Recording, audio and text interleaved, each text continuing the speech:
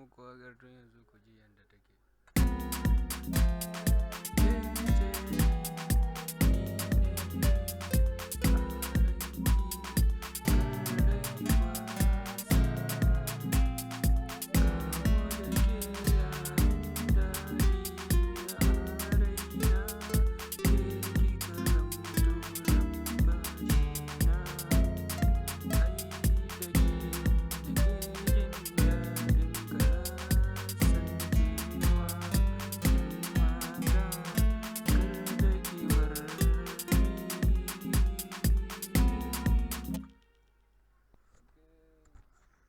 Okay guys, lokacin sallah yayi karfe 3:10, don haka bari mu yi shirin alwala mu tai masallaci mu dawo sai mu ci gaba da playing beat.